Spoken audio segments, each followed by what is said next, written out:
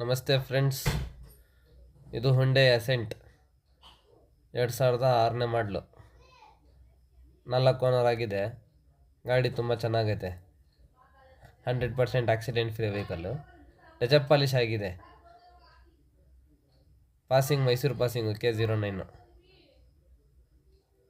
FC insurance ಎರಡು ಕೂಡ running ಐತೆ. 8 ತಿಂಗಳು ಇನ್ಶೂರೆನ್ಸ್ ಐತೆ. 28 ಗಂಟೆ FC ಐತೆ.